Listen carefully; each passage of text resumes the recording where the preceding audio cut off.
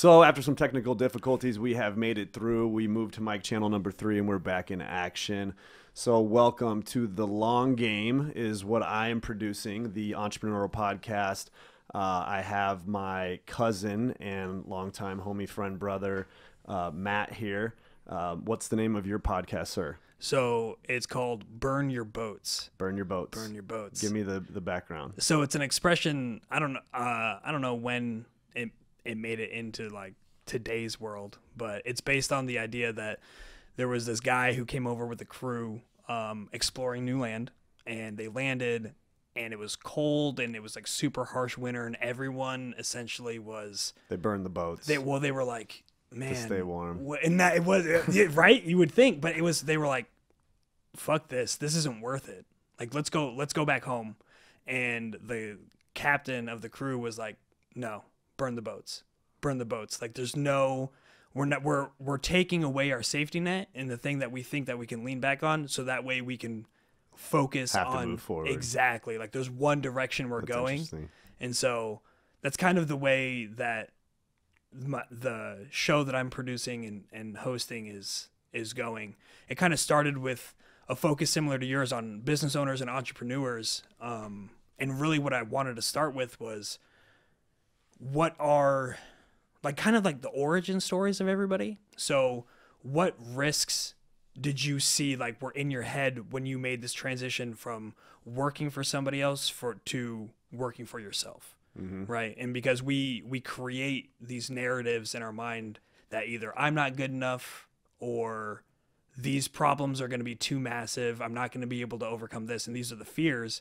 And so I really like to explore and see from the people that actually did it, like what was the reality, because obstacles were certainly there for anybody that chooses that lifestyle. Mm-hmm. So what was the reality and the real obstacles that were there versus what you projected in your mind? And how did you overcome it? One, how did you take the step to get past those fears? Because that's a lot. It's easy to sit back and allow a different person who is the owner of whatever business that you're working for to allow them to assume all the risk. Because if you have a certain set of skills, like I know how to work on cars.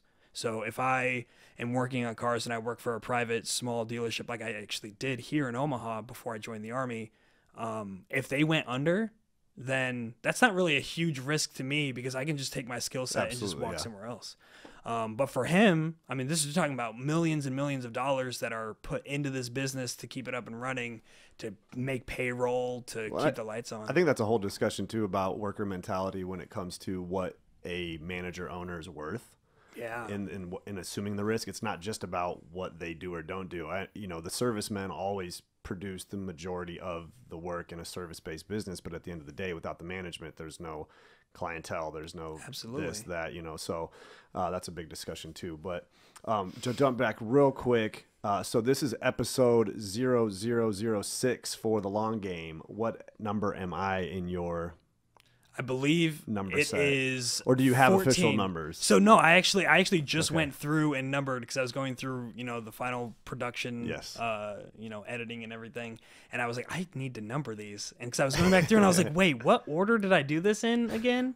And it was interesting because my layout, the plan, and how it actually came into fruition were very different. Oh, okay. Yeah, absolutely. So I was like, I'm going to do this person and this person and this person. And essentially the only order that worked out the way that I planned was the first one.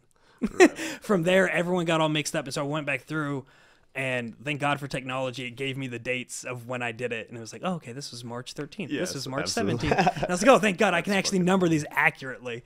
So this is 14. This 14. 1-4. I'm a little sad. 13 is the number, but we'll live with it. We'll live with it. 13 is the number, man. 13 is the lucky number. I'll just have to release this number 13. Just flip them. Yeah, make me number. Okay, we're on episode. So 13. This is 13. Sorry, whoever got knocked back. It's just formalities. I've been here longer. Well, there was one that was an interview that I had. This was crazy. I was interviewing this gal. She owns a restaurant on the harbor in Hilton Head Island, and she's got her own side hustle on top of owning this restaurant, and she went through a huge turnover of like 3 different managers simultaneously. And so she goes in and she's doing the manager work, she's doing server work while I'm doing the interview with her. So we're getting like knocks on the door. That's some seriousness. It was madness. And so she cuts out at least 2 different times in the interview to go run her business, right. you know, and it's a restaurant. So they're going to like 10 at night. Right. And this is like a Tuesday night for me. So I got, you know, army work first thing in the morning at 6. Right. And she leaves. And one of the times that she leaves, she sends some other guy in, never met him before. And he's like, so I hear that you have a podcast, and Christina said that I should like be interviewed by you. And I was like, what do you do? And so he explained to me his business and everything, and it ended up being just like a 25-minute like. So you got like a second. Yeah, exactly. That's fucking funny like too. right in the middle of it, and that's kind of the way that a lot of these have gone. They've just built on each other. Either the person that I'm interviewing is like really enjoyed the interview, and so they push it out to their friends, or people that are present and around during it kind of hear, because a lot of my stuff is public. I don't have a studio yet. Right. And so I just literally I did an interview at a coffee shop with this guy who has a podcast and he has a radio show and everything. And there was don't need to be in a studio. No. And this is just convenient for me. No, this is amazing. But you don't know like how bad I want this. Careful the thing what is, you wish for. It's true. It's true, but I want. You're tied down by this to some degree. That's true. You can be mobile with it to some degree, but if you set it up mobile, that's a different experience. And I kind of like the idea of every time you're in a spot, it's like I'm in Starbucks, I'm in here, wherever you go, you know, I'm over here, and the people are seeing the reality of those places too. You that's know, true. or and the you're lady where you're it. working at, you know, where she's working. Yeah, that's cool. You're at her, you know, it's just a different vibe. You know, absolutely. I love that. So to give a little background of what we're doing here. My cousin hit me up on Facebook a while ago, a month ago or something. He said, I'm coming into town. He used to live here. He's been out serving the country in the Army. Appreciate that. And he said, hey, I want to do a podcast. I know you've been doing entrepreneurship forever. Can I do something? And I said, well, funny that. I'm doing a podcast. Let's do something unique. Let's do both of our podcasts at the same time, because mine's really an open format. So I'll let you sort of ask, or we can talk, whatever. We can just shoot the shit, however it goes. That's what it typically turns into for my podcast anyway. I mean, I have a little question sheet I go back to, but most of it is long-term entrepreneurs, and I'm going through their history and getting into it. What are you doing and whatnot? So I just kind of want to shoot the shit for the next, 45 minutes, hour, or whatever. 100%. And see what comes of it. But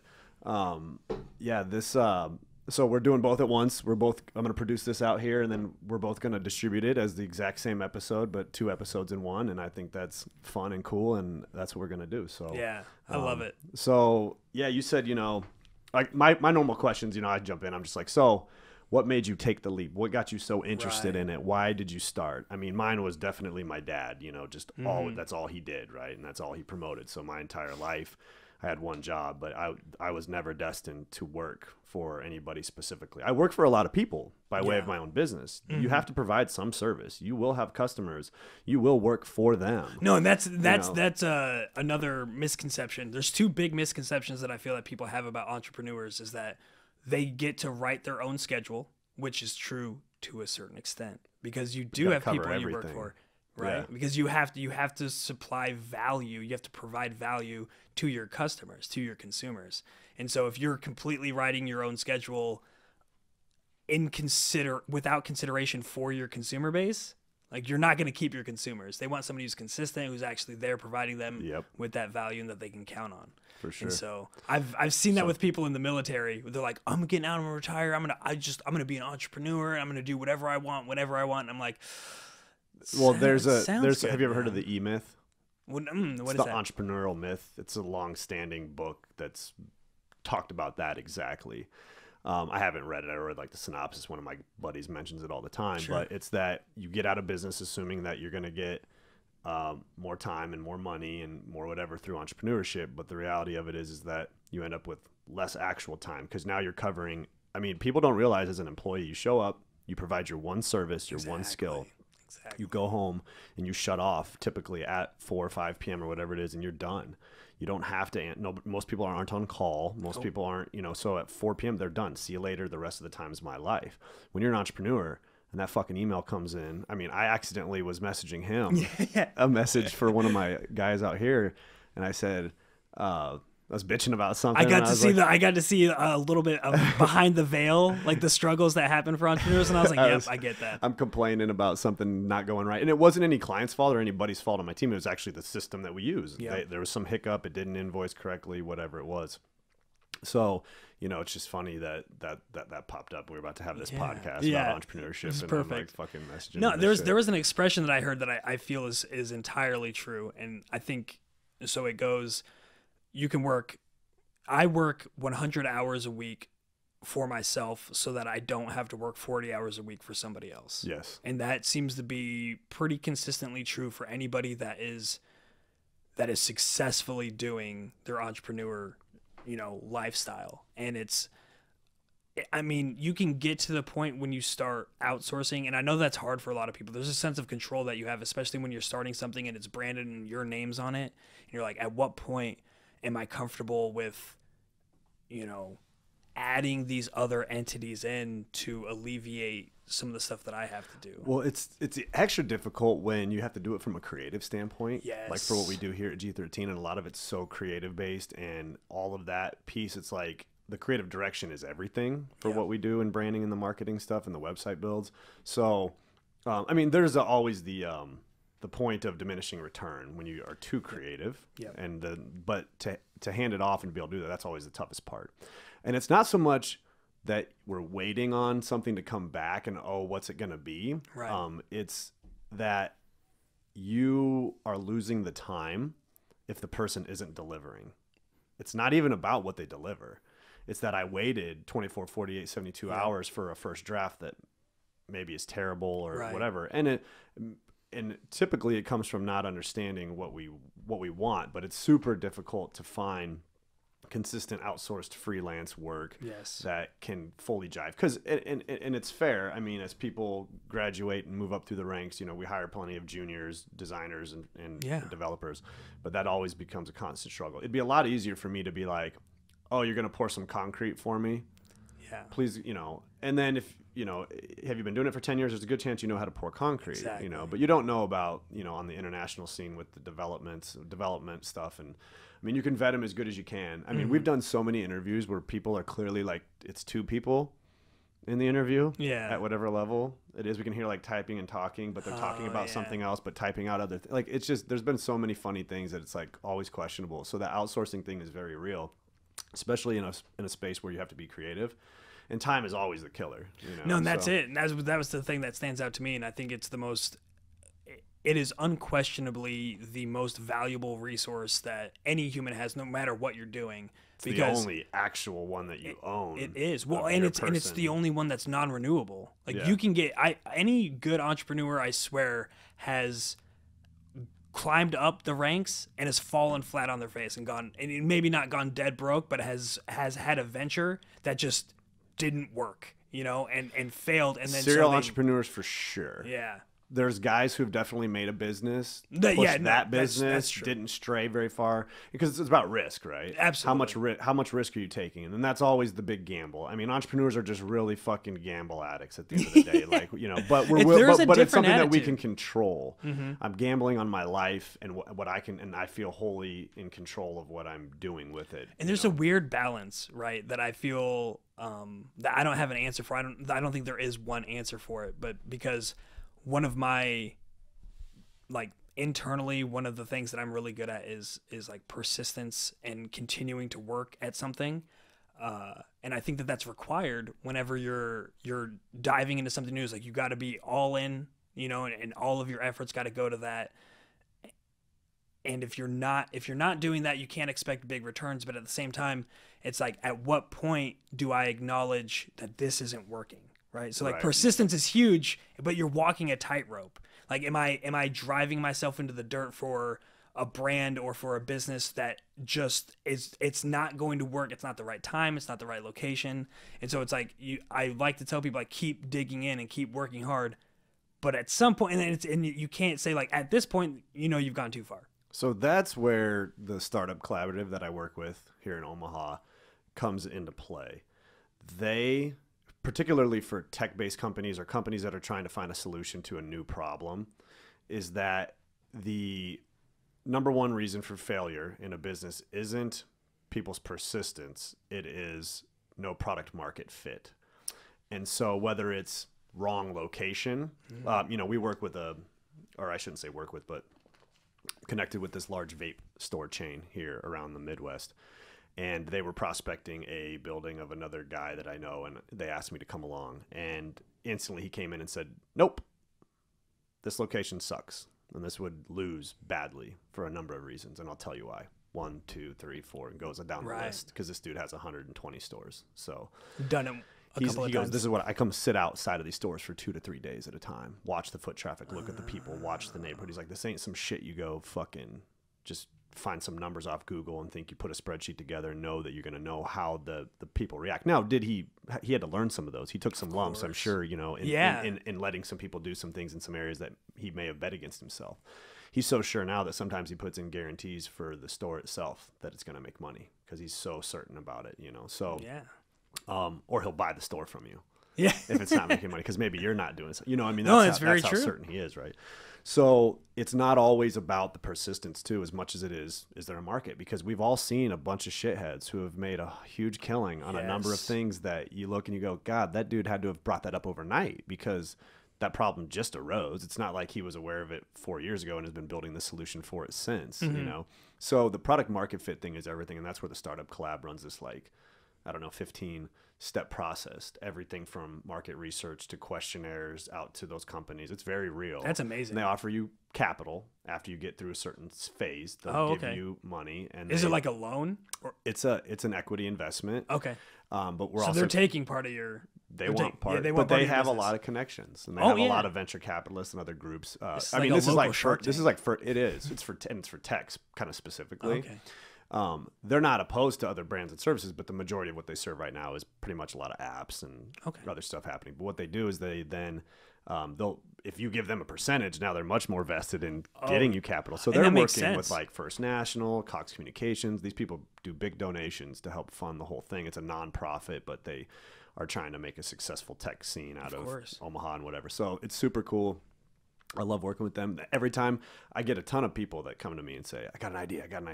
And the first thing I say is Startup Collab. Because I used to like try to help people through it. And it's a serious process. I don't have the time to build everybody's dream and market fit. I can help you build the brand, the marketing, the app if required, websites, that kind of thing. But I can't help you do that. So what we've been building with Cinch too, which is our team management, leadership, and product validation tool, which we're going to give to the Startup Collab as part of the whole process, does all that. It walks you through those pieces. You don't even technically need the Startup Collab anymore to walk through the pieces. Of course, you don't have any direct guidance. Nobody's there. You know, I mean, you could. Do you provide like coaching and mentoring services? We provide full-blown team leadership, coaching, the whole bit. From building out the product validation from the beginning to identifying team, vision, goals, lining all that shit up, and then executing these big things that we call rocks on the highest level for leadership, team management, and then it trickles down into processes that you develop if there is a repeatable one for that, or otherwise it's a one-off rock that you just get done. And then we have a process management tool that allows you to build out all the processes, and then ultimately we have full-blown communication, just like Slack or any other enterprise level text, voice, video, and then what we're doing is this consolidated management of file storage. So it doesn't matter whether you have Google Drive, Dropbox, or whatever, you add it into Cinch and it syncs in and nobody knows any difference, but it's still just your Dropbox. Right. And so if you want to share it's no added nobody has permissions. Okay. But you can share with anybody in the group with never knowing much, you know, whatever. You just like, hey, share this with whoever. Now I see the file, but I don't know that it's in Dropbox. I don't care. I don't know. I don't have to learn another interface or anything. And so that's everybody huge. Can be across all these things. It's the same thing with calendars. So we're doing this same thing with Google Cal and iCal. So we'll replace the likes of, for some companies. Some companies are disparate and they have intentional division of their divisions and what they do. We're shooting at smaller business, not, you know, 100% enterprise. And are you focused entirely locally? No, this is 100% national. Although we will give the software out to Omaha residents. I think we're going to do like a year. Oh, okay. Free. So like if you're from Omaha as a fucking homie hook, you know, it's like you get it for a year for free. Well, then you get them hooked too. Yeah. You know what I mean? Yeah. Pay $1 now and we'll give you an extra 6 months. Absolutely. Even. I don't care, because I know that if this works, it works, you know. And we do. We've been through this whole startup process. We got investment for Cinch, I don't know, like a year ago. And they were like, we love what you're doing. Go validate it. Yeah, absolutely. So I had to go through the entire process without the startup collab, and only until after I was done, which is great, because now I know I really know it, you know. Absolutely. And so I sit through a lot of the meetings with the younger people that are coming through, and I'm like, we're just flying through it, and it's great, you know. So I've got a couple different software people that have came through there now that we own 50% of one. We'll probably own 10-20% of this other one, the staffing agency one, and we'll ultimately just keep doing that. And so I'm in with the collab, and I tell them, like, this is my goal, this is my mission, to prevent people from fucking wasting their time and blowing their entire nest egg on an idea that they thought was good, because that's your hypothesis of value. And now you need to validate it with people that will actually give you money. And if you can't get 10 people to commit to it some way, like very hardcore committal to the purchase concept, you don't have a problem. Like, you know, like, so I love how the startup collab does it. They break it down nicely. We're going to integrate that into our solution, where you can validate your product from the beginning and then roll right into the next pieces. So eventually we want to build everything from even marketing tools. So we have like social media management tools we already built years ago that do scheduling and posting and radar that listen for mentions and all this shit that we built, right? So, but we're like, look, like, let's take one step back. Let's keep that in the vault, you know, and I'm giving some real inside cinch. Yeah, no, truly. This is some real shit. You know? This is incredibly important for anybody that's trying to start marketing their own stuff. And so we're going to pull that back, and we're like, look, what we need is the core foundational pieces, which include a communication, file management. You know, I interviewed so many big boys that were running their whole company from the top down, and they're like, the disparate resources is killing me. You know, one guy having Google Drive, this guy having this. So I was like, all right, we'll build around that. And ultimately it came down to people have no leadership management. They're just doing it by the cuff, which is amazing that they're successful in that way. But let's apply strategized leadership, routine meeting management to this, and not a stuffy, formal, cocksucker, bureaucratic fucking meeting. It's a get to the bottom of any issues that are not being handled, that these rocks are not getting done, and why. Get the answer, move on. Like, no politics, no Meetings bullshit. Are essential. They're essential, but they're also the bane of employees' existence. Oh, yeah. Especially, and so what it is formalized timings, guaranteed start and stop times. Doesn't matter, you know, who's there. Only excuses by death, your death, you know, like, and if you're not these are for leadership. Like, you want to run a big company, you want to do real things. This isn't, you know, Susie 17 who's fucking serving pizzas at your front shit. She missed the meeting, whatever, catch her up on the trickle down. This is making the big boy decisions. So you got to set up the vision. You got to validate the product. You got to set up the vision. You got to align the team. You got to execute on these big key points, the rocks, and then it trickles down into these processes. So we've built this entire process-based management to building out companies and ultimately making sure your product's right and all that shit. So super stoked about finishing up. We've been working for a couple of years on it now, a couple different development teams. We've been through some ups and downs with it, some ins and outs. The investor stuff was a hell of a ride already. Nothing bad came out of it, but you know, you go in one way assuming it's going to go this way, and you come out the ass end of the beast, and it's like it's not what you anticipated. I just had this conversation with somebody today. Plan, and then actually go to war, because there's no. I mean, in the military, we have an expression that goes something along the lines of, you know, you have a plan, and the plan goes to shit as soon as you make first contact, as soon as the first bullet gets fired. You know, like, you can have the best plan in the world, and then when shit hits the fan, it's like, okay, what do we do now? Yeah, the real plan is when you've been down there and you've dealt with it. You said, okay, that was the best way to handle that. Yeah. You know, and even then, when's that going to change? Yeah. At some point. And each scenario is a little bit different, and so you could have procedures and things that work generally. Yes. You know, but there's a certain latitude that you need to have that comes with experience, that comes with going through the fire and living through it. It's very, that's why it's important to have those people that have been, it's so important to have that diversity of skill set. When you have somebody that's been in a particular industry for a very long time, like, good, like, we can tap into that, but how narrow visioned are you? Like, that's why fresh blood is so important, and like drawing that balance. But I mean, you were talking about time and balance, and for these new you know, people that are starting their own thing, and like that's part of what Cinch does. You know, how do you do that? Like how for you? Because what do you have going on right now? When you look across the spectrum of like the things that you are currently investing your time in, like what does a week look like? I do the same types of things just for a bunch of different stuff. You tap into your strengths and your weaknesses. You leverage out the people that are better at the other things than you. Yeah. You know, I quit designing websites, designing them fully myself from scratch a long time ago. Do I have a hand in the middle of a design process? Absolutely. It goes through a couple people. It ends up at me. And then we say, boom, boom, boom, boom, you know, because no one's going to have your vision ever. They're going to have their vision. And then as it keeps going further away, it's like telephone.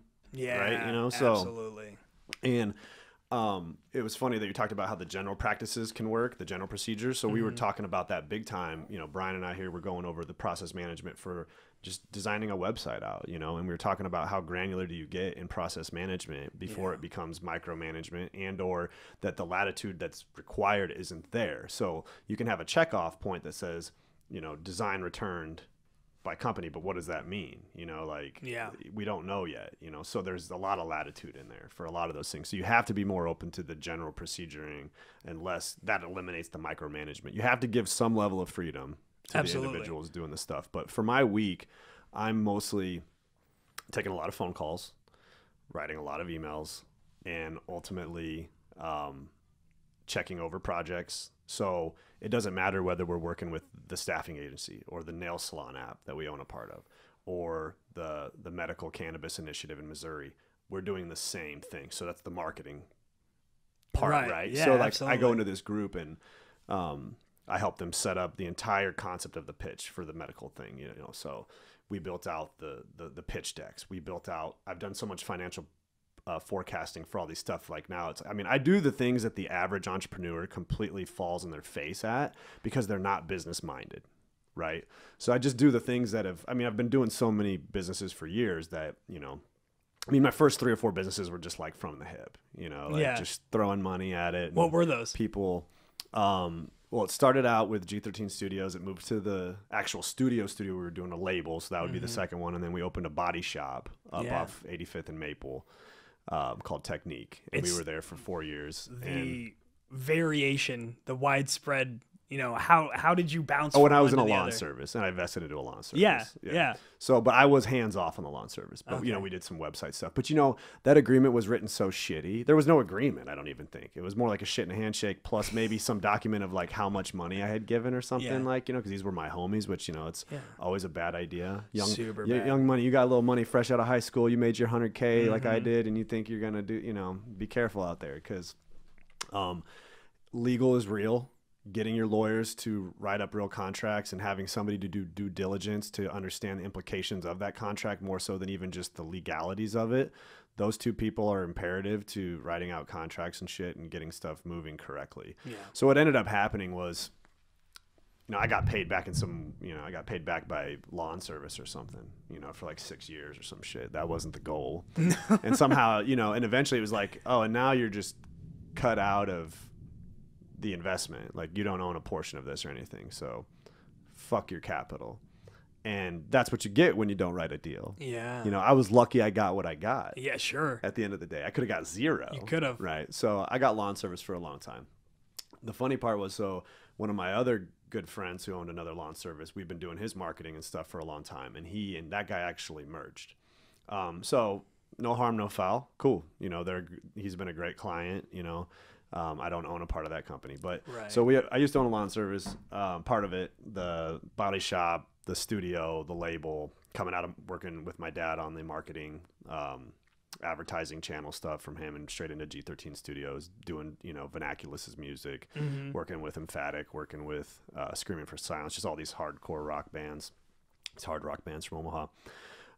So within the G13, then there were so many arms of G13 because it's like, where do you want to stop? You know, I still show up and do Vernaculus shows, you know, and I own a majority of the royalties of the merch you know, because we produce it all, we house it all, we hold it all, we secure it, we travel it, we do all that, you know, they just get their royalty cut, right? So I'm always doing something, right? You know, but the day-to-day, a lot of management, a lot of overviewing, a lot of connecting the dots, a lot of what we call big relationships. So it's all the big calls going on, the emails, and ultimately just always working with these guys to re-hone the priority, because it's funny. When you work in a design company, you know, you have so many overlapping projects. A creative manager can handle 5-10 projects at a time.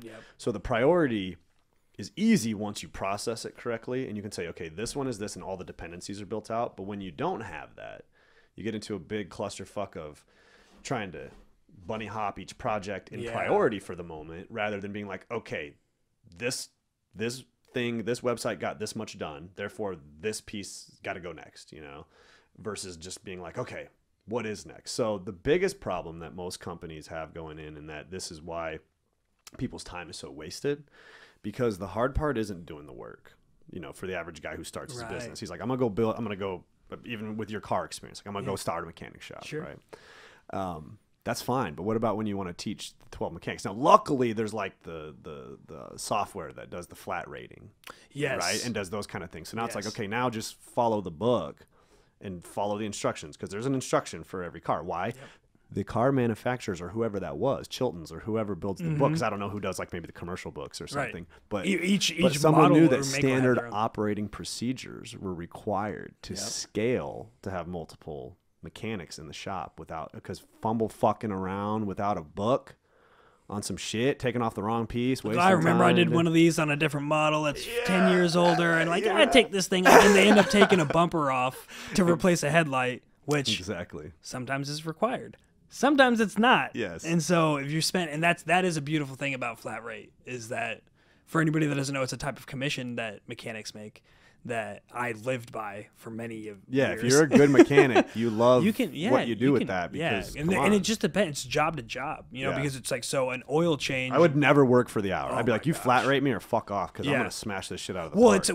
There's that, but honestly, flat rate and the recession that hit in 2008 is what actually led to my military career. Because so what happened? So I'd worked at Honda for a couple of years here locally. I'm actually going to try to get Tom Wolfe on the show for episode like 15, 16, which will be very interesting. Just leave it at that if it's possible.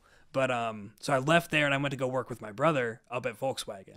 And so I'm working there as a mechanic, you know, doing really simple basic stuff, way under my skill level at the time, and, you know, getting paid much less than what my skills could be paid for, but whatever, it's paying the bills. And on a good week, I'm able to pull in 85 hours for working 40 to 50 because you're able to get the jobs done at a faster rate than what you're getting paid for, which is fantastic. So things were going great. It's fine, you know. And then when was it? It was the end of 2008, beginning of 2009, and cars just stopped showing up. And so I was sitting there for 20, 30 hours a week, not doing work, not getting paid. And so the dealership's fine, like, because they're not paying you. You know what I mean? They're paying to keep the lights on. And okay, so now you learn that I need a base rate plus flat pay. Exactly. I need a base rate guarantee, but if I beat it, then give me my flat. Because I mean, at the end of the day, I'm not going to sit around here for 30 hours a week, and that was the fucking thumb. Exactly, you know? and not getting paid, and then if you leave, you're going to get fired. You know what I mean? That's like fucking extortion almost. It really is. So that's the crappy part, and so that's when I was like, thanks to Dom, another cousin, who had crazy long hair and a big beard like me at the time. He's like, I'm going to join the army again for him, and I was like, dude. He was like, you should come with me. And I was like, have you seen me? Do you know what my life's about? It's not about that. And that just kind of resonated in my head. And after like the 4th, 5th, and 6th week of getting paid a couple $100s, I'm like, dude, I can't live like this. No, that's not legit. And I knew in my heart of hearts that being a mechanic, it's just that. It's just working on cars. You know what I mean? Like, what's the progression? Where do you move up how do you like okay, then it only becomes either becoming like the manager or running your own shop. Yeah. But I mean, I got a guy over here that he does all my stuff. He's been here forever.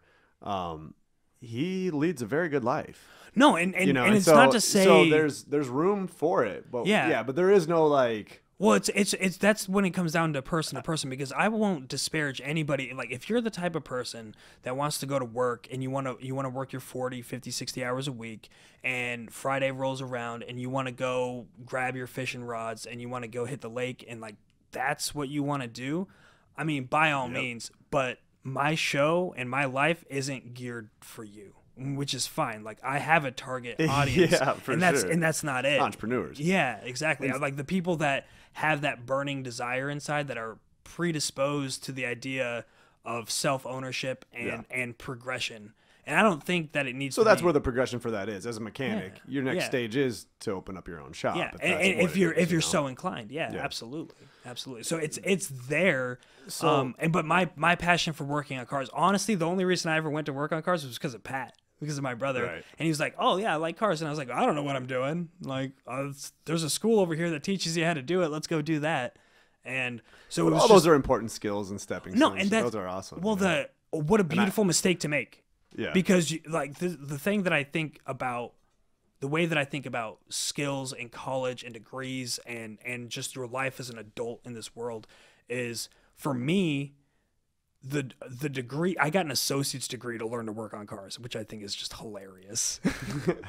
But no matter what, for the rest of my life, I have a skill set that cannot be removed. Like if all of the digital systems went belly up and my degrees got burned, at the end of the day, I can walk in and I could show you, like, look, I can talk you through it, and I can demonstrate my ability to work on cars. I'm like, oh, okay. Like it's not something that can be removed. And it's not just cars. It's most things mechanical. You know, that's plumbing. That's why HVAC. Yeah. Like I think it's a beautiful fallback. You know, if nothing else, good. It's always good to have a base skill set. I would never deter any entrepreneur from not developing certain skill sets. You know, no matter what. And that was mine in design. I mean, it came in designing websites, and which turned into understanding that the website was just the flyer for the business, not truly the business existence. When you were 13, all you had to do was build a website, put it up and be like, look, bitches, I got a website. What are you talking about? Yeah. You know, look who we are. You know, now it's just another very simple form of marketing that exists. Absolutely. So, and it seems to be almost like the least important too. Well, like, depending on what you're doing. When it comes to marketing, and if you're running ads and you're running Google ads and Facebook ads and shit, you're going to want to be directing people to specific landing pages that have exactly what the fucking ad is about, not to just your generic homepage, until you're retargeting them. And they're like, oh yeah, that G13 Studios company. Let me click on that again. Oh, look at their website. So cool. You know, as they scroll through or whatever. So it's funny though that we talk about the, you know, really like you said, where's the room for growth? But really, I think the question is where's the end game of mechanics, right? So unless you're going to go become an entrepreneur, you better be happy with serving the man, getting your flat rate, getting your 80 if you're lucky. Exactly. And doing what you do. So for me, the same thing happened even with design and websites. It was, what's the fucking end game here? I'm just building these websites, building this stuff, doing these brands, and then we're just sitting there. So we realized we need to be more intricately involved with the team, because they don't have a marketing team. They don't even have a fucking CMO, the majority of them. You know, they don't have anybody to even liaison what this really means, you know? So it's like, we need to be right in here. We almost need to be CMO, CTO for hire, right? Like, so that's what I'm doing. Like, that's brilliant. I mean, I don't call it that. No. You know, and I but don't. But they get that. And the last one that I'm working with, that's what he was like, I need you as a CTO. Like, and I need you to protect me from this development process. And you guys are legit. Like, let's do this on some level. So it's CTO, CMO, basically. But really, it's with this new company, they named me president. I didn't even want it. I begged to not have it. Like, nope, I don't want like, that please role. hire all different people, please. You know, and they're like, just do it for now. You know, you're in here, you're making the votes, you got to go. So here I am, later now, president, CMO, effectively CTO for all intents and purposes. I'm not IT, I'm not support, but I'm CTO, quote unquote. And I'm like, I can't wait to be fired. right? Like, just leave me back to my gusto. I mean, because if you start 7, 8, 9, whatever businesses I've started, you're gonna know so many of these things. But where and what are you valuable at, and can someone else do that shit for you? Yeah. So there's a cool chart that we use in the leadership training, which has 4 columns, it's just a square with a cross. It's like a cross. Quadrant. It's a quadrant. Yeah, quadrant. There you go. Thank you. Appreciate that. Quadrant. And it's got what I'm great at and love, what I'm good at and like, what I'm good at and don't like, what I don't like and I'm not good at. And if anything falls in this bottom right that you don't like and you're not good at, that fucking thing needs to be off your fucking table so fucking fast. And then the next one's the next one. Yeah. Right until you're all 40 plus of your hours are hopefully just in the love and great. Yeah. That's the strength. That's interesting. That's a strength. It's a strength and passion combiner, because like you're assessing what you're actually good at, but also saying I like it. It's not just what are you good at? Well, I mean, dude, to be honest, I'm good at damn near everything that I want to apply myself to. I'm not good at everything. Right. There's a lot of things I cannot do today, but you give me fucking 30 days. I don't give a fuck what we're talking about. That's the entrepreneurial spirit. Yeah. You know what I mean? It doesn't matter what it is. I'm going to learn the marketing. I'm going to learn the social media. I'm going to learn this. That's what led me down all this. Yeah. Building another company, the e-cig company that we built that didn't do well, you know, and ultimately it came down to marketing. We had a product, we branded, we had all this stuff, and then our marketing budget wasn't there. And it was like, well, God, can't you turn a fucking mountain into, you know, a mountain or a molehill into a mountain? And I'm like, not without capital. Viral isn't a reality of backbone of your marketing. Like, certain groups can create viral content and they're better at it than others, but at the end of the day, you cannot like hope and pray on viral. That's something that you get even just for being around long enough, and something just happens to catch once you have the right marketing team, the right moment in social consciousness. But you have to have the backing to have that persistence, that consistent effort in marketing. Yes. Like if I don't have the funds to be able to do it. And now, I mean, you can tell when someone tries to make a viral video Yeah. and they're promoting it and it's sponsored. And it's like, I get it. I get what you were trying to do. Yeah. But, But when you can see the skeleton, when you can see that Yes. structure, it's like, and it's different too when you're in the game and once you do marketing and you understand a lot of the psychology that goes into it. There's a part of me, like when I can see it and it's good, I'm almost more likely to just buy that out of respect for your game. Yes. Like, bro, Yes. I have no interest in this product, but well done. That's funny. Like, well yes, done. Respect. Yeah. Absolutely. Yeah. You wish you could just like tip them. Yeah, exactly. Can I just tip them $1 Yeah. for that? And they've been working on that social media crypto tipping essentially, Oh, so that you don't interesting. have to be forced to think about or buying, but you can still support groups. That's like brilliant. But it has to be adopted by the networks that are in charge, not just Yeah, by guys well, that and want I it just to saw happen, something but- that Facebook is getting ready to push their own crypto, their own personal Facebook crypto by 2020. They're like doing, or 2021, they're field testing it starting now. Well, it makes sense. My uncle theorized that everyone needed to have their own online platform with their own currency. How does Like, that? So, explain to me the logic behind it. Because when I was thinking about it, I'm a simple man, right? And so I'm like, how does? Because I view it as money, as currency, and Well, so it's it a is. specific currency just within Facebook. No, I'm sure it's blockchain backed. So Right. what you have is the peer-to-peer consolidation of record to, you know, have this bulletproof. What would you use the currency for everything? So like purchases that you're making outside of the app, but you're like selecting it through? No, not. I would say probably mostly through the app. So like what they're going to do is instead of having to trade US dollars, like because right now they have the payment features and shit, and they're getting taxed like anybody else at some level Right. for payment processing. But under $100, they like let it for free. So they're eating costs there. Right. And but then they're going, hey, if we just have people trade Facebook dollars, we don't have any costs to our network. Right. And so Will can have 1,000 Facebook dollars, and then I can send it to Matt for zero cost, and then you can transition out on their exchange platform to $100 US, or maybe 1,000 or hundreds of currencies, or whatever, you know, whatever currencies they want to pair to, to allow you to trade out for, depending on what kind of markets they're available to, what kind of money exchange rates. They may actually do some finagling to change it through some other currencies first, just to make a little bit more money off the top as it goes through currency trading. You know, so I mean, there's a lot of financial implications to handling money and being a financial institution. I'm working a lot with that right now with the medical thing, because we have a compliance guy who's pushing. We're doing processing and being a payment facilitator, so I'm getting familiarized with a lot of these concepts, mostly in the last 2 months. But ultimately I was super into crypto, and the basis of crypto is always about minimizing cost structure, creating a bulletproof ledger that, you know, can't be compromised or ultimately adulterated, and then being able to essentially move large amounts of cash between people without it ever being cash on the upfront.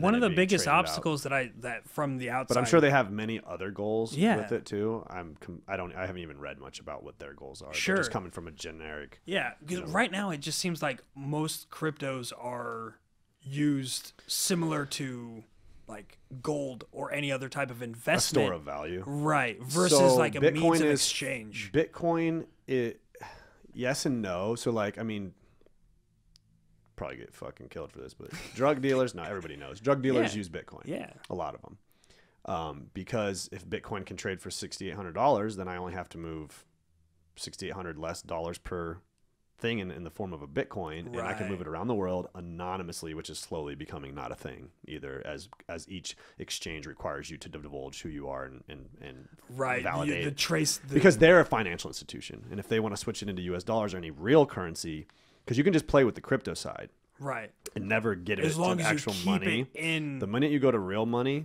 the fiat currencies, the real money, what we've accepted as it's the current standard of real money. Sure. Now you're playing with the bank's game, so now you have a whole new set of rules in what you're doing. So they ultimately, the thing is that a lot of people that are making the cryptos have good intentions. Now the product validation isn't there on 99% of crypto companies. So there's one that I really liked, which I'm sure will come to fruition, and it's called game credits. And it's a way to ultimately reduce, because right now, like when you get a credit card processing merchant, like what we're going to do for these cannabis companies in Missouri, and you want to have payments facilitated, it costs somewhere between 1.2 and 3. And in the high risk industries like CBD and medical, it's way up there, you know, and you can't even legally process actual credit cards for medical or recreational cannabis right now at all. And that was actually something with thinking about the cryptos and then the marijuana industry and even CBD. The only problem with all that, sorry to cut you off. The only problem is that you can't do anything with it because you can't get enough people to actually adopt the methodology of getting the crypto in and out of the US dollar to make it like effective. Right. So like you want me to come in and pay via Bitcoin, therefore we have a cashless transaction that you can then go through your exchange and trade out your miraculous attainment of Bitcoin for cash. But now you have to have me owning Bitcoin. Otherwise, it's just really me buying Bitcoin and giving it to you, and then you're doing that, and there's that trail is there. Right, yeah. So, and when you have these Bitcoin exchanges, you're going to have to be verified by each one of those. So I do nothing nefarious. I'm completely verified. All I did was bought a bunch of crypto, and I've been holding on to it. Right, as an investment, essentially. Long term, long speculative. I'm not a day trader. I don't try to run the rushes or, you know, do the pump and dumps. I don't watch any of that. I'm like, look, I invested into the ones, which I'll be flat out. I had a little bit of Bitcoin. I got some Ethereum. I got some XLM, which is Stellar, which I think will compete with a lot of other payment processing. Actually, will compete with my main one, which is Ripple, XRP. Oh, okay. So I purchased all those for the reason of what they're doing and what they're doing with it. Payment facilitation with crypto is like the most valid and doesn't need to be proven because they're using archaic systems to do the same thing. So if we can implement like right now, all the banks use a system called SWIFT to do international reconciliation, and it takes not long time, but it takes longer, and it's much more costly. Ripple has been consolidating and reconciling these banks' balance sheets for like years now. A lot of foreign countries, the U.S. is, I don't think most of them are still SWIFT, right? But on an international scene, they're clearing probably hundreds of billions of dollars that they're reconciling, and they're charging like 1/100th the fees and shit, you know, and doing it in fucking light speed, and they're like continuing to like cut down time, which I mean we're talking like milliseconds I think at this point anyway. That's beautiful. So it's like, what does it matter? But I guess when you're batch processing hundreds of thousands of payments, the millisecond adds up to be hours and hours and hours a day. It's not like it all just smashes through on a fucking $100 billion ledger sheet, you know. So I invested in the ones that had real purpose. The game guys, they were like, yo, let's allow people to buy game credits. And then the game credits could even be like a little bit discounted, you know, or whatever. And then you're able to like purchase things in the game. And now kids aren't using dollars. And it's like, well, what does it matter? Let the people like, because Steam has a wallet. You can like put money in and you can like buy shit. Like, so your parents can like throw $50 in there and you got like this little bank like on Steam and you can like buy shit. So what's the difference between game credits and them? Ultimately, Steam loses less money by being able to trade out game credits for dollars. So as long as there's people continually trading dollars for game credits, they can trade those game credits back to the buyers of their own game for the US dollars and not pay the same fees that we're paying on credit card. That's really what it is for most people, is about getting away from credit card processing. Yeah. Because they are bloodsuckers and they're literally taking essentially whatever the percentage is, that's the equity of your company before your earnings and taxes and all that shit, before EBITDA, you know? So and they're not even after profit, not like a normal investor. Right. 3% off the fucking top. Yeah. Bro. You know, so that's fucking extortion. And I'm so curious. It really is. And it's beautiful that, you know, a lot of the way that we're moving now is like technology and innovation are forcing the hand of these long-held institutions. Yeah, the institutions that have never had competition. Right. You know, and so like they're forcing their hand. Like, okay, what are you going to do? Because you don't want to lose it. Yeah. So what? It's like the, you know, the tit for tat, like the way that I relate this. And thanks to the last decade, everything goes back into like the military in my head. Yeah. But what we did was, you know, we went into the Middle East and we're like, hey, we're gonna roll these Humvees and we're gonna go down these streets and we're gonna clear them. We're gonna do these things. And then they're like, okay, well, we're gonna blow those up, you know, with a $50 bomb that I'm gonna bury in the ground. And they did it. And we're like, oh crap, we need to spend $20 million per Humvee in order to create the technology required to counteract this. Like, okay, well, we'll make a $250 bomb. And it's like, it's just tit for tat. I mean, we're paying out the ass for it, but I mean, and so it's just back and forth. And so I'm curious to see if the credit card companies are able to, are they able to compete? Are they going to innovate? I feel like once you get to a certain level, and it seems like even Facebook is doing this now, is that you get to a very successful level, and then instead of being innovative and instead of being competitive, you go to regulation. Like, okay, how do we lobby the government to make it so that people can't mess with my program? Right. Like, so let's stop. I mean, that's institutionalization. Yeah. You know, the same thing. I mean, so with Facebook, they are so big that, you know, it's a behemoth. Like, it is. It's crazy and it's kind of scary. Well, they're trying to oust Zuckerberg. The board's trying to oust Zuckerberg. Oh, really? Right now. Okay. But Zuckerberg is smart, and he did what I did with Cinch, which is protect the vision of the company by overpowering your votes.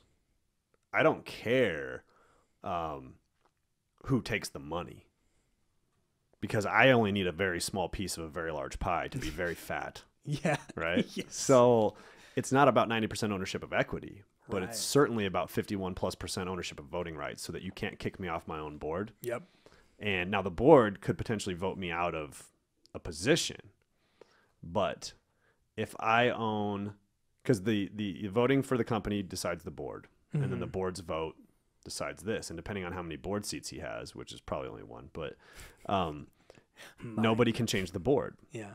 So there's investors who may or may not own board seats. Sure. Are speaking out, being like, "We need to do this. We need to," and the board's like, "Okay, oh, sounds good." You know, so you know, he's smart. He protected himself, and he's able to continue, which I appreciate. It's kind of it's great and it's scary. Looking at it from an entrepreneur standpoint of like maintaining your vision for the company and stuff, it's really important. Like, that's what happened with Steve Jobs, right? He got like removed from the company, and then like tricked them and sold them a fucking lemon, and like, didn't that same thing happen to Jack? Was it Jack Dorsey, the Twitter CEO? Did he get removed? Well, he's still there. He's still there. He's there now, but I thought that there was a time like a couple of years after they kicked off where he was removed, and then they brought him back. Probably. Yeah. I never kept up on Twitter for whatever reason. Honestly, I just heard about it with some interviews. He did like an interview tour. Yeah. You know, recently. And yeah. Talking about all of the things. That's a whole nother I did see kit and that. caboodle. So with all of your ventures, I'm just curious. We talked about like we kind of have our question list or whatever, and so I have like some of my go-tos. Absolutely. So one of the things I'm curious about, especially with somebody like you, you're so diverse, you know, in what you do, and you have so many things going on. The funny part is it's not. Right. No. You know, it's taking this one like beautiful thing of value. I get to see diversity. Yeah, and you provide it to into a many diverse groups. Group. Right. Yes. But my day-to-day is very similar. Yeah. Sure. It's like almost repetitious, you know, but in a really cool. And that's why you got to have enough things that you are doing that you enjoy. No one wants to literally just be slamming the one cog on the fucking line. And so that goes exactly to my question is at the end of the day or at the end of your life, when you look back, like how do you say that, you know, I lived with no regrets, and or like how do you define success for yourself? How is success measured in the legacy for you? Simply for me, it's about how many lives I impacted, period. I think my martial arts instructor said it best. He said, I want to make sure, and I think he actually gave a number, but it's kind of arbitrary. I think he said, I want 1,500 people at my fucking funeral. Yeah. Like, that's how you know you changed people's lives, you know? He didn't even say, like, I want $100 million, or I want a boat, and I want all these things, and I want an empire. That'll be success. He was like, I want 1,500 people at my fucking funeral. Because that means you changed 10,000 lives. They just didn't show. The rest of them just didn't show up. Right. You know, because not everybody comes to funerals. Think about the level of impact you have to get somebody to travel to go to your funeral. And the older you get, the more disparate the people become. They're all, they spread out and they're further away. They've got whole lives, children, things, and whatever. So I think for me, it's about just that simple basis of how many lives did I change. I have a meme or whatever it is you want to call some motivational shit on one of my Instagram or whatever. That's like, you can sell 1 million subscriptions, but can you change 1 million lives? And so that's where Cinch's mission isn't about creating a communications platform or this or that. It's about protecting small business and entrepreneurs and people that I've watched my entire life. My dad be a small business entrepreneur guy, you know, trying to get out the dirt, you know, himself. I mean, he had a very wealthy, it was the Poor Dad of Rich Dad, Poor Dad, if you've read that book. Yeah. So his dad was poor dad, always had money, big ballin'. You know, 200K, you know, whatever it was, even 100K back in the 60s a year, he was balling out of control. Yep. But when it was all done and said, nothing to his name. He balled it all, you know. I mean, whatever. More power to you, because you know what that gave my dad was the grit, right? Had he been silver spooned, who knows where I'd be. And so I grew up with my dad in the dirt, right? Like learning. And so for me, how many people can we prevent from losing their nest egg, wasting their fucking time, because time's the real valuable asset. So my thing will come with how many people's lives did I change? And maybe we can measure that success by how many show up at my funeral, or maybe we can measure it by how many letters I get before I die. You know, I don't know. It's an interesting metric to use to gauge that as success. It makes some sense. It does. It's not the only one, but it's neat. If nothing else, like it's a pretty cool thing. But I think that's a what better way to as like your mission statement matters. Yeah. If you're going into business for money, you're fucked up. I couldn't agree more. And I don't mean that in the worst of ways. I just mean that it's going to be harder to sustain what you want to do. And with your vision not aligned there, it does almost be impossible for you to continue to maintain it for any, it's unsustainable. The paradigm of happiness involves doing things you love. Yeah. And so did I get to do the things I love? Did I change a bunch of lives? If I make money while doing it, awesome. I have never, you know, I focus on a bottom line. I make sure everybody gets to eat, right? But I'm not worried about what it costs me to continue to build. I just keep building, right? Yeah. I just know I got to keep building. And so, you know, how far can we get and how many lives can we change, you know? Because as I've gotten older, it's been less and less about me and being successful as it is about taking a team to the top, because you can never get as far by yourself as you can with a team either. So that's about it. Yeah. And I think it's great. It's a great outlook and a great way to look at the life. And especially if you are directly involved in so many entrepreneurs' lives, like modeling behavior is one of the most important things. So if people are seeing that as they're coming up and they're seeing that that's the way that you prioritize, and if there's one thing that anybody that's interested, that's predisposed to the idea of self-determination and self-ownership when it comes to their professional career, like model that behavior. Yes. You know what I mean? Like follow the passions. Absolutely. And don't undervalue yourself. No. Just because you're helping people doesn't mean give it away for free.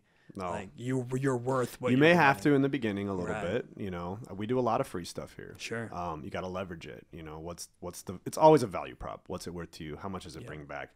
Some people just get high on helping people, and if that's your game, like, and you want to volunteer all your time and do that, like that, you know, your moniker of success is completely potentially different than mine. We both want to help people, but you know how we get there and what we do. You're not going to probably go do it through helping companies. You're going to probably go, you know, Peace Corps or this or that or whatever. You know, nothing wrong with that. No. I love it. Like, I wish I had the ability to drop what I do and be like, I'm just going to go join Peace Corps for 6 months or a year or two, whatever, you know. But at the end of the day, it all comes back to helping people. It doesn't, because you're providing a service no matter what you do. Even if it's a product, the product is a service by way of production of it, and then how you facilitate that. Like, Apple doesn't just produce products. They provide an entire experience, which includes service, you know? And so that's why they win, because it's the Apple experience more so than it is just an Apple product. If they're just another Chinese company hawking product from China, it'd be a lot different, you know? It wouldn't have the same roar as it does. But absolutely.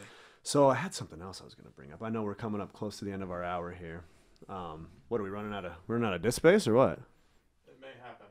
I thought we had like 2-3 hours full runtime. Really? I thought we like overshot it by like 1 million. It was like, this could never happen. You know? I hope you're right.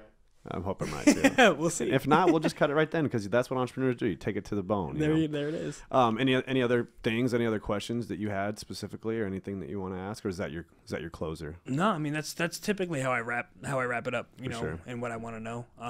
So let me ask you, what's your goals out of, you know, I know you're still in the military. Yeah. So I mean, what, you know, are you ready to move to entrepreneurship? I mean, I'm at a crossroads. When do you get out of the military? Yeah, I'm at a crossroads right now with that specifically, because I have my contract right now ends in February of 21, and essentially at the rank that I've made it to now at this stage in the game and how long I've been in, the next time I have that conversation with the Army it's no more contract, it's indefinite service. Right. And you can apply for retirement, which is like never denied at this time, at 20 years. Right. And so do I go, and when I found the name that just finally sunk in for my show, because I went through like 7 of them. yeah. And then I heard this from a friend, and I was like, oh, there it is. And then I thought to myself, I'm like, how better do I live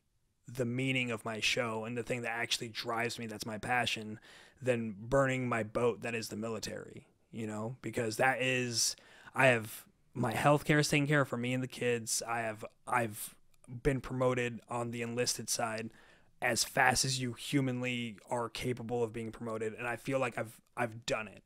And now I feel like I'm growing apart from it. And I love it. I would never trade it in a million years. I've done 10 years. By the time I'm done, it'll be 11, almost 12. And so it's funny because everyone in the military looks at me like, you're crazy. You're halfway there to a pension.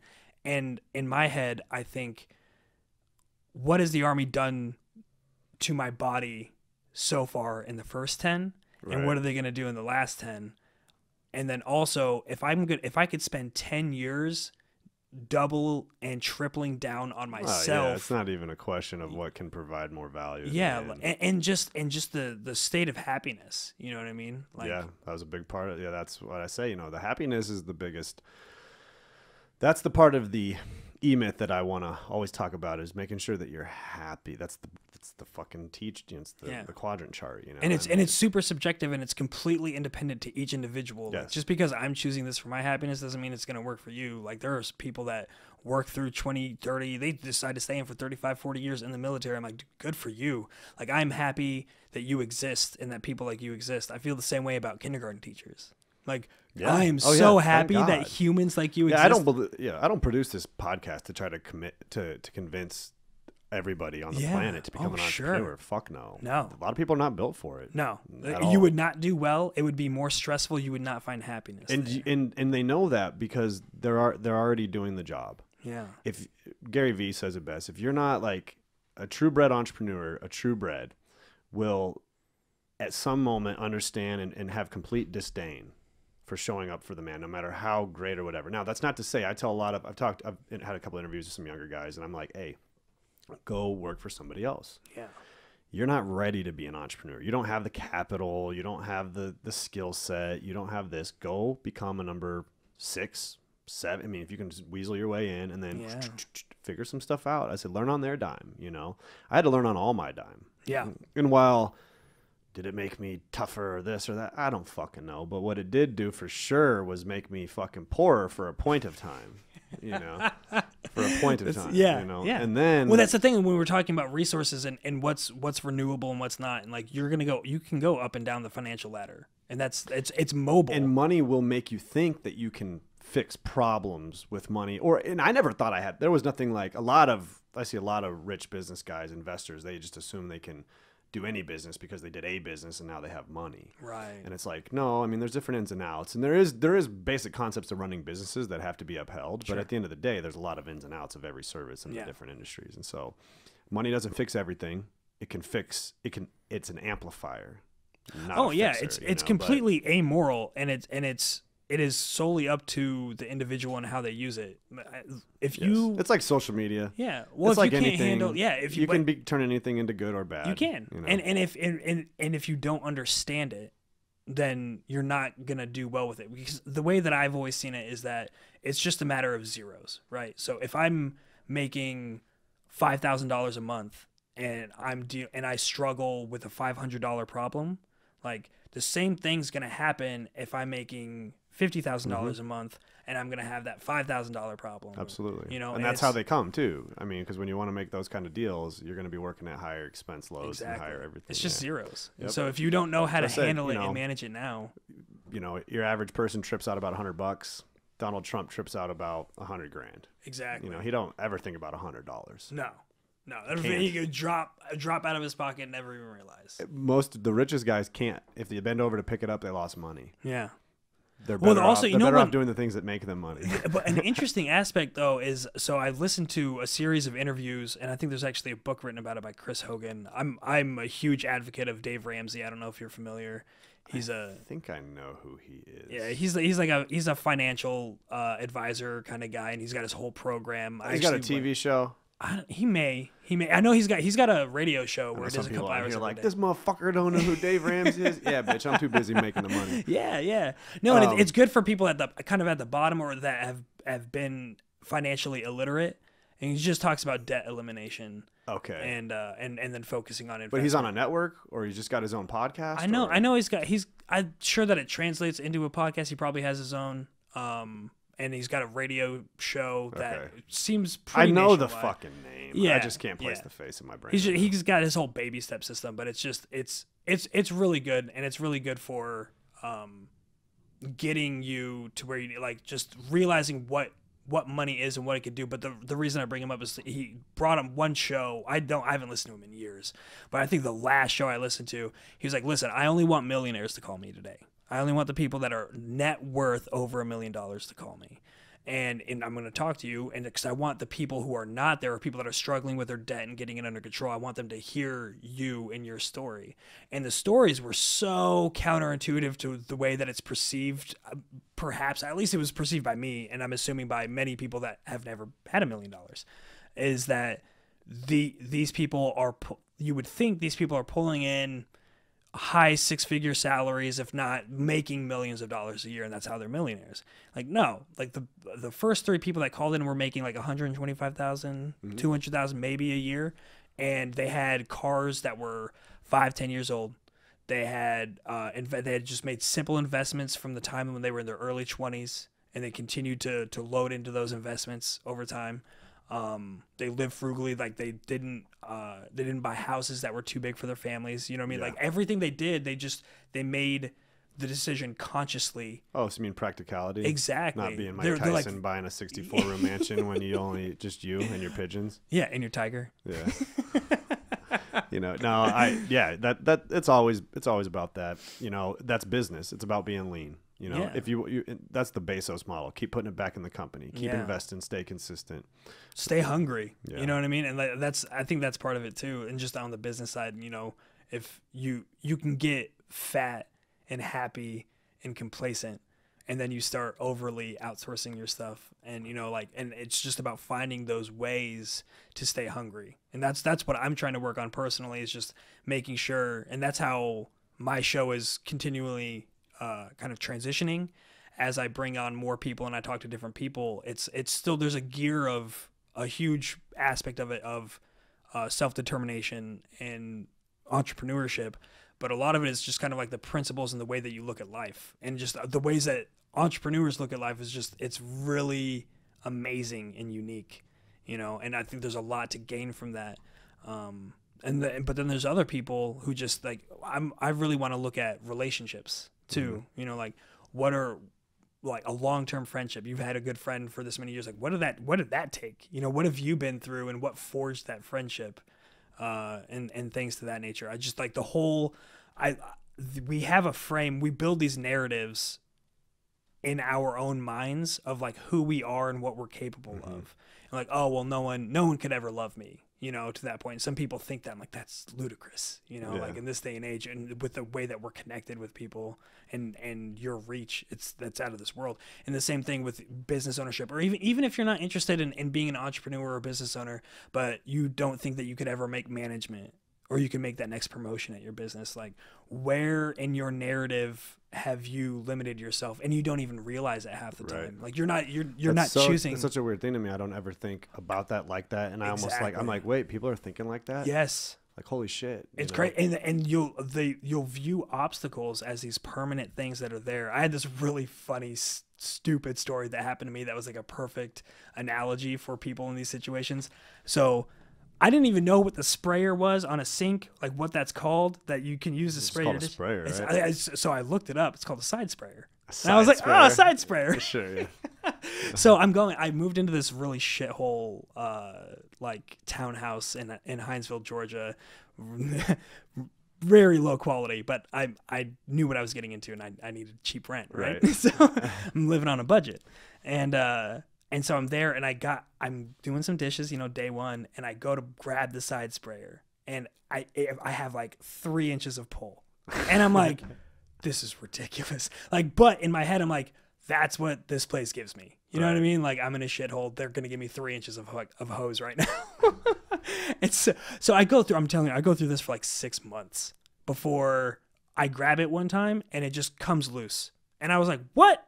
And then I decide to open up the cabinet below, and I look, and there's the water nozzle that like turns it on. It's just looped around it. But it's this permanent, this quote unquote permanent obstacle that I've allowed to be a permanent obstacle, just because I didn't choose to look at it. I didn't choose to analyze it. And I was like, this is a thing that I have to deal with.